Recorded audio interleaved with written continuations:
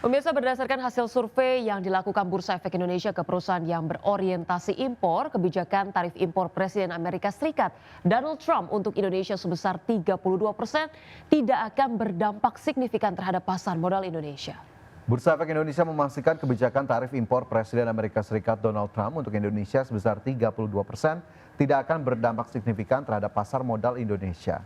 Direktur Penilaian Perusahaan Bursa Efek Indonesia, Igede Nyoman Yetna mengatakan pihaknya telah melakukan survei terhadap emiten-emiten yang melantai di pasar modal Indonesia, khususnya yang bergantung pada barang atau produk yang terkena tarif impor Amerika Serikat relatif tidak berdampak signifikan.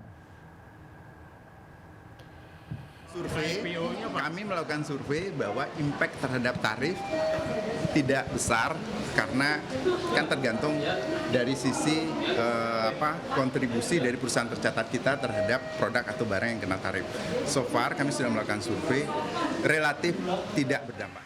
Pemirsa, terima kasih Anda masih bersama kami di Market Buzz. Pemirsa, Presiden Amerika Serikat Donald Trump resmi memberlakukan tarif impor barang yang tinggi kepada 14 negara. Ya, untuk Indonesia sendiri tarif resiprokal mencapai 32% dikenakan pada barang Indonesia yang masuk ke Amerika dan mulai berlaku pada 1 Agustus 2025. Presiden Amerika Serikat Donald Trump mengumumkan hal baru terkait perang dagangnya. Kali ini impor dari 14 negara akan menghadapi tarif menyeluruh yang tinggi mulai 1 Agustus. Dalam serangkaian unggahan media sosial, ia membagikan tangkapan layar surat formulir yang mendiktekan tarif baru.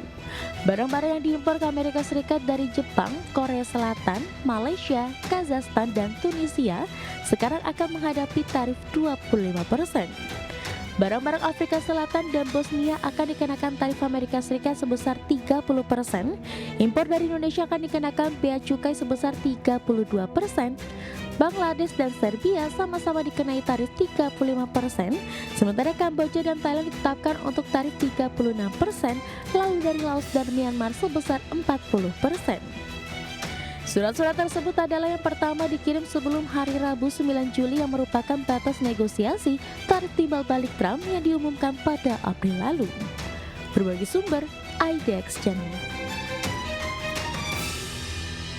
Ya, sebelum kita akhiri Market Buzz, pemirsa, kita cermati terlebih dahulu posisi dari indeks harga saham gabungan pada 30 menit pertama perdagangan. Pemirsa, berdasarkan data dari Bursa Efek Indonesia terpantau, IHSG masih bertahan di zona penguatan, gitu ya, menguat 0,41%, di mana indeks harga saham gabungan di level 6.933. Sementara dari sisi sektoral, ada properti memimpin penguatan 1,15%, disusul basic industry, energy, finance, health, dan sementara dari sisi sektor yang melemah ada transportasi dan teknologi. Iya, sementara itu dari jajaran top gainers dan top losers di sini untuk top gainers ada PANI, Cuan AMMN, IOTF, kemudian Karya, dan juga top losers di sini datang dari TPIA, Inet, ASPR, Goto, DOH, kemudian juga ada SSMS ya. Oke. Ya, baik, itu tadi update dari posisi indeks harga saham gabungan pada 30 menit pertama perdagangan.